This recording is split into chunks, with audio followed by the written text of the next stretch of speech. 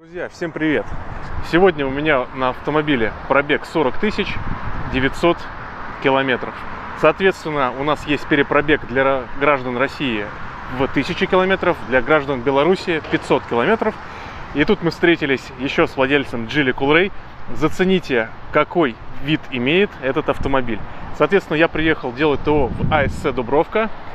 И этот автомобиль в комплектации Комфорт 2020 года выпуска.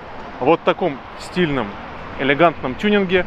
Виниловая пленка, гибридная пленка. И самое главное, этот автомобиль уже был у меня ранее в одном из роликов. Автомобиль проехал на боровском стекле КМК Глаз уже около 15 тысяч километров. И вот сейчас вы можете увидеть сколы. Тут трещин никаких нету. Нити обогрева абсолютно точно такие же, как в оригинальном стекле. Немножко оно атермальное. Здесь также есть затемненная часть стекла. И, конечно же, вот у меня небольшой был, прям совсем небольшой прилет камня. И уже вот такие трещины пошли. Поэтому даже, наверное, боровское стекло будет покрепче. Но Фуяо, в принципе, не так сильно затирается, как Хук. А мы тем временем переходим в ремзону и делаем ТО.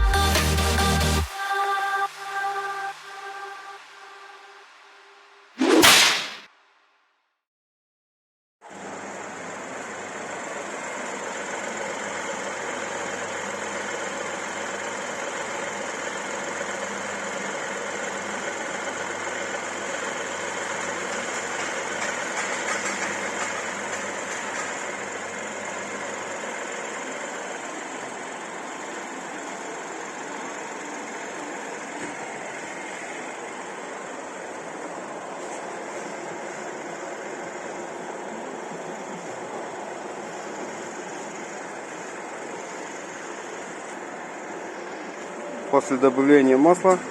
Вот столько мы масла слили оттуда и довели до уровня коробки. Вот эта баночка старенького масла. Вот так вот оно отличается.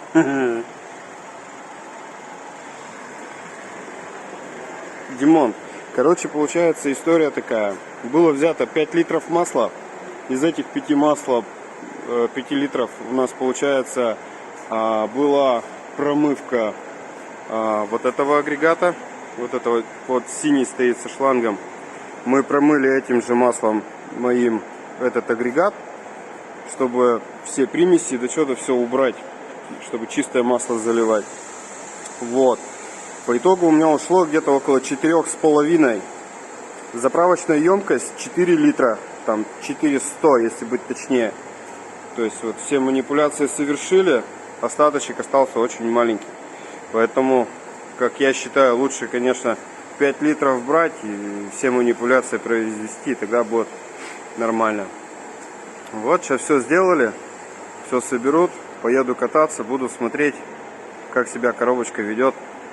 Надеюсь, что все станет хорошо. Вот я выезжаю после замены и наблюдаем, как она едет. Выехал. Переключения стали вообще практически неощутимыми. Я их вообще перестал чувствовать. То есть, если раньше она, получается, вух переключалась, то сейчас это просто прям вообще класс. Мягкий ход такой стал, переключение коробки. Да офигеть. Ха!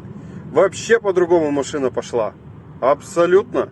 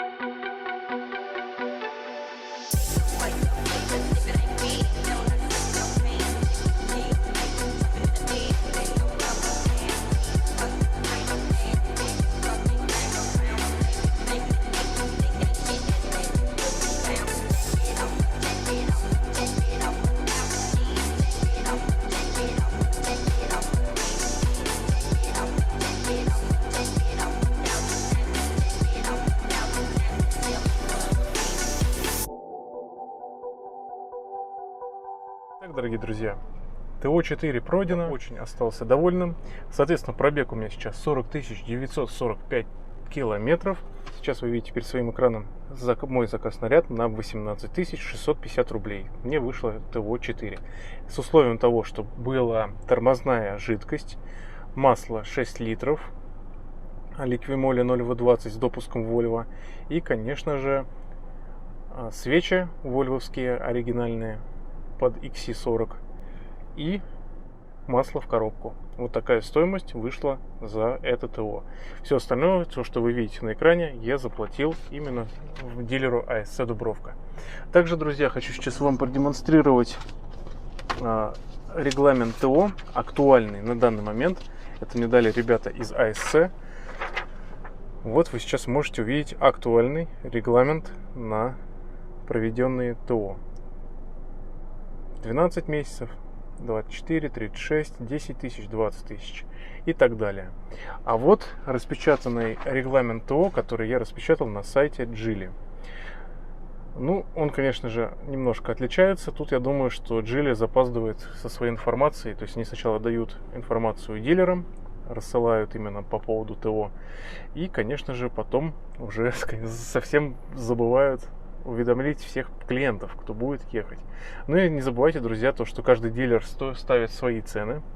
Абсолютно, да. И, конечно же, каждый дилер использует тот регламент, который ему выгоден. Ну, более дорогой для проведения какого-то определенного технического обслуживания. Так, например, мы можем посмотреть ТО-4, тот же самый, который я делал на Автоспот в разных дилеров, стоит очень большую такую разницу. Кто-то ставит за 37, кто-то 47 тысяч, кто-то 60. Ну вот поэтому тут друзья, обязательно смотрите какие-то агрегаторы, где можно записаться более выгодно. Перед приездом звоните, уточняйте, какие будут использоваться расходники обязательно, потому что многие заливают либо Лукойл, либо уже масло 5В40, хотя я категорически против масла 5В40. Я понимаю, сейчас вы напишите много в комментариях, но, друзья, у меня в этом конфиге машина кушает 8,6 литра. Опять же, стоковая прошивка двигателя на 150 лошадиных сил, резина более адекватная, масло 0В20, резина не Линклонг, сразу говорю. И, конечно же, ряд других причин, которые тоже более подробно я расскажу в ролике про расход топлива, который я все делаю, и очень при разной скорости я хочу сделать замеры со своим автомобилем. Писали владельцы, в котором заливали 5В40, у них расход увеличился примерно на литр.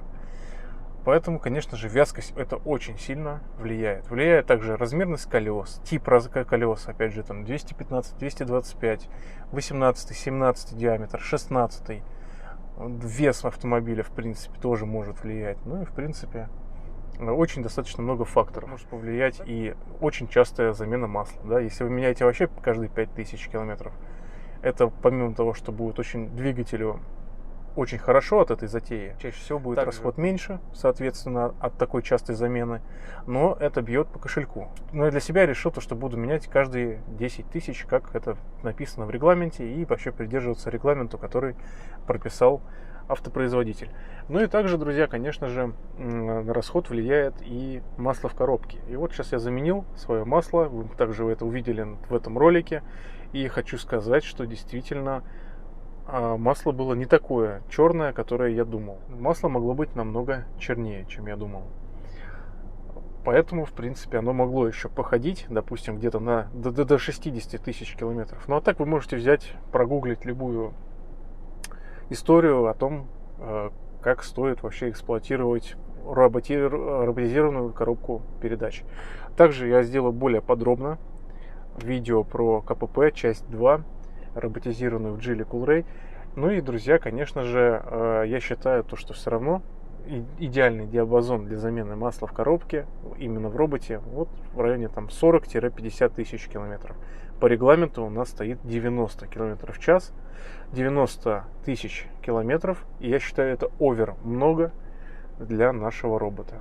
А так робот себя проявил очень хорошо, ну и машина, в принципе, на 40 тысячах уже очень хорошо себя показывает. Мне очень нравится динамика. И вот, друзья, я заменил масло в коробке, и сейчас я еду и наслаждаюсь идеальным переключением коробки передач роботизированной, без толчков и каких-либо воздействий. Очень нравится, как работает действительно коробка после замены масла. Очень многие мне люди также писали, владельцы, которые меняли масло в коробке, и удивлялись идеальным переключением скоростей. Ну и, соответственно, друзья, регламент в нашем автомобиле менять масло каждые 90 тысяч, либо 4 года. Но так как все-таки я хочу поберечь свой автомобиль, а именно этот узел роботизированный, я все-таки рекомендую менять этот интервал, делить на 2 и менять каждые 45 тысяч. Также, кстати, я могу сказать, что адаптацию коробки я не делал у дилера. Считаю это бесполезной тратой денег. Потому что после даже замены масла коробка идеально работает, и ничего дополнительного я не планирую делать теперь. И также хочу сказать, что масло я покупал у дилера по цене в 2 раза дешевле, чем дилер продает. Как я это сделал? Я зашел на сайт ZAP, выбрал нужное мне масло. Ну, конечно, это было до всех этих действий. И через ZAP мне показали самую низкую цену именно у дилера АСЦ Дубровка. Поэтому, как всегда, АСЦ Дубровка оказались одними из лучших дилеров. Из минусов по конструктиву автомобиля мне также ребята из дилерского центра сказали, что у нас забивается третий радиатор двигателя. Он скрытый. Для того, чтобы к нему пробраться, нужно разобрать часть бампера, полморды снять. И вообще никто не может его без полного разбора именно помыть. И он у нас очень сильно забивается. Забился он у владельца, который обслуживался в АСЦ Дубровку, он забился на 47 тысяч километров пробега. И ему как раз у него почти перегрелся двигатель. Сначала появилась повышенная температура, поэтому, друзья, вы должны следить за этим моментом. У нас температурный датчик всегда должен показывать среднее положение для того, чтобы вот мы могли мониторить и никаких перегревов у нас не было. Поэтому частенько мойте радиаторы, все равно как-никак. Мойте машину, на самом деле. Вот я, в принципе, мою ее очень часто. И проблем в зимней эксплуатации особо таких не вызвало. Ну, конечно же, у меня машина в пленке, но все равно это как совет всем владельцам, кто хочет сохранить отличный вид своего автомобиля.